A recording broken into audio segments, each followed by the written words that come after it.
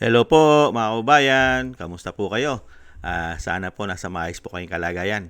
Si Kamanong po inyong lingkod ay nagbabalik po muli at tayo po ay magsama-sama magkomentuhan dito po sa Tambayang Makabayan. Mag-umpisa na po tayo, komentuhan po natin ito pong ginawang raid ng NBI sa kanang PAOK. Mga kababayan, dito po sa Davao City, isa pong bodega ng bakal. At kung ano-ano na po ang kanila pong sinasabi na mga illegal na meron sa paggawaan ng bakal sa Davao City, mga kababayan. Painggan po natin ang balita at komentuhan po natin. Umpisahan na po natin. Na bakal na Davao Mighty Steel Corporation sa Daang Maharlika Highway, Bunawan, Ulitin po natin. Ito po. If we will not promote awareness. And what will happen to the next generation if kung yung epekto ng radiation na yan ay pangmatagalan? Sinalakay ng mga tauhan ng Presidential Anti-Organized Crime Commission o PAOK at National Bureau of Investigation ang paggawaan ng umano'y substandard na bakal na Davao Mighty Steel Corporation sa Daang Maharlika Highway, Bunawan, Davao City. Ito na ang ikalimang kumpanya na sinalakay ng PAOK at NBI na umano'y paggawaan ng substandard na bakal sa iba't ibang bahagi ng bansa. Bitbit ang search warrant, pinasok ng mga otoridad ang warehouse. Dito tumambad ang milyong-milyong halaga ng substandard steel products na nakaimbak sa loob ng bodega. Nag-ugat ang operasyon matapos makatanggap ng sumbong ang PAOK at NBI hinggil sa operasyon ng kumpanya. During this operation, 174 Filipino workers, as mentioned earlier, were secured from the facility. These are fathers and mothers, mga anak, mga kapatid, mga pioneer na pumapasok sa trabaho para mabuhay ang kanilang pamilya. No Filipino should have to choose between earning a living and protecting his or her health. What makes this case deeply concerning is that the danger we are dealing with is something that is ordinary people cannot see. Taong 2012 pa umano nagsimula ang operasyon ng Davao Mighty Steel Corporation. Bukod sa Mindanao, ibinibenta din ang mga substandard na bakal sa iba't ibang bahagi ng bansa. Katunayan, nakita ang markings ng kumpanya sa ilang gusali at infrastruktura na nasira matapos ang nangyaring 7.8 magnitude na lindol sa Mindanao. The Bureau of Investigations made an investigation, if you recall, the 7.8 magnitude earthquake na tumama noon sa Sarangani Province on June 8, 2026. Tinignan natin yung mga nakakabit na steel bars dito, and we found out that about 70% of the steel bars that was used doon sa mga na-damage na buildings, specifically from Sarangani, Davao del Sur, and Jose Abad Santos, Davao Occidentals, bear the markings of DMS. Ito yung sa Davao Mighty.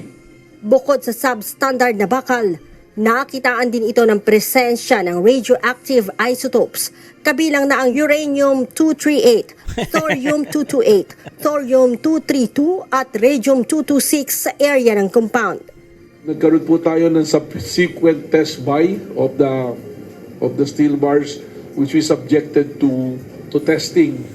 So out of the samples na binili natin, there are about 50% of it containing these radioactive materials na sinasabi natin. Sa nasabing operasyon, mahigit 170 Pilipino na pawang nagtatrabaho sa warehouse ang na-rescue. Nasa 14 ang naaresto, kabilang ang 10 Chinese national. 7 naman ang patuloy na pinaghahanap. Nasa kabuuang 21 naman ang sasampahan ng patong-patong na kaso, kabilang na dito ang paglabag sa Philippine National Nuclear Safety Energy Act. So 10 Chinese, 4 Filipinos, but 7 at large, but total of 21 will be charged with the violation of Republic Act 1230, which is the Philippine Nuclear Safety Act, Republic Act 6969, the Toxic and Hazardous Act of 1990, PD 1586, which is the Philippine Environmental Law, Presidential Decree, and of course the Consumer Act of the Philippines. So ito yung mga cases na ipapile natin sa kanila. And right now the team of NPSS is in the area to physically examine the area. Thank you. Kaugnay nito, Yan po mga kabayan. Davao City naman po. Ito pong Mighty Steel Ito pong Davao Mighty Steel naman po ang kanila pong sinalakay. Davao. Siyempre, ikakabit na naman nila yan sa mga Duterte. Kasi, ano po una ikakabit? Dahil dun sa sinasabing nuclear, nagagawa ng nuclear. Ganun po ba? Mga illegal. Sa Duterte naman po ikakabit yan. Gano'n naman po talaga ang ginagawa nila Hindi po ba? Lahat po ay sa Duterte. Hindi po ba? At ito po ay matagal na nag-ooperate. At yung sinasabi pong may hinang standard na bakal. At yumanig daw po at sumira sa napakalakas na lindol itong mga bakal na ito doon sa sinasabi pong tinamaan na napakalakas na lindol. Hindi po ba? Diyan po sa Mindanao.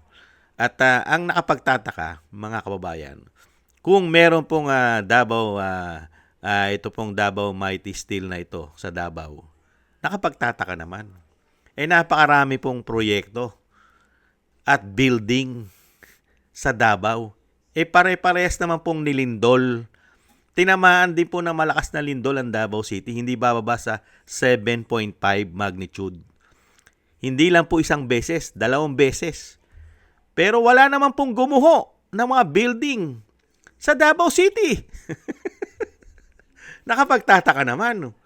Samantalang meron na silang pabrika ng bakal. Tsak naman na kumukuha sila ng bakal diyan po sa Davao City. Dahil isa pong business yan. Hindi po ba? At wala naman tayo nabalitaan sa Davao City na gumuguho yung mga proyekto nila ron. Hindi po ba? Pati nga yung tulay na natapos. Hindi po ba? Hindi naman po gumuho sa lakas ng lindol 2 beses. Pati po yung mga flood control nila ron, yung flood control, hindi rin naman gumuho. Hindi nasira. Pero doon daw po sa ibang lugar gumuho. Ang tanong, mga kababayan, tama po ba yung bakal na ginamit nila?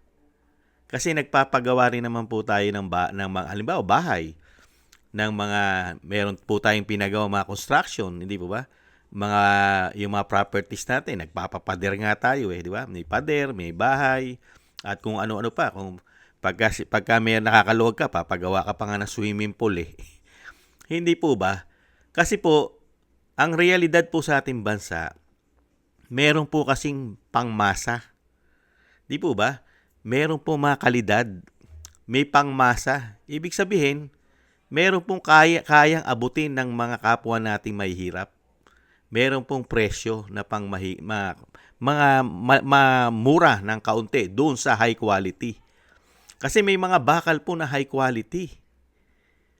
Yun po yung talagang kung meron kang pera, meron kang abot kaya na budget, ang kukunin mo yung mga high quality at yung talagang malalaking bakal, malalaki pa sa hinlalaki natin. Hindi po ba? Matataba ang gagamitin natin kung meron kang budget. Paano naman po yung mga kapwa natin mahihirap na limitado lang ang budget? Di po ba ang ginagamit nilang bakal dyan? Yung medyo mura? Hindi po ba? At alam naman po natin, mga kababayan, ang mga contractor sa ating bansa ay gumagawa po yan ng hindi maganda. Lalo-lalo po kung nakontrata na po nila ang isang unit o isang building. Hindi po ba? Hindi ba dapat suriin muna ng NBI yung mga bakal doon sa mga gumuho na building? Sumunod po ba sila sa standard? Kung ano po yung disenyo? Kung ano po ang bakal na dapat ilagay doon? Lalo-lalo po sa mga poste nito o sa mga biga nito? Di po ba? Pag-aralan muna. Bago, hindi, yan binibigyan lang po natin ng logic. Kasi pagdating po sa bakal, talagang mayroong mga standard na sinusunod dyan at laki, yung laki niya. Hindi po ba? Ngayon, yung sinasabi po ni Matibag na mahina raw po kalidad ng mga bakal dyan sa Davao Mighty Steel na yan, mga kababayan. Hindi po nawawala sa gawaan ng bakal yan na may mahinang kalidad. Lalo-lalo na yung sinasabi nga po natin na pangmasa, abot kayang halaga. Lalo-lalo nga kung ay pagagawa mo ay bungalow type lang. Yung maliliit na bahay lang, mga 10 by 16, 10 by 10. Tapos 1 story lang. Di po ba ginagamitan lang natin ng mumurahing bakal yan?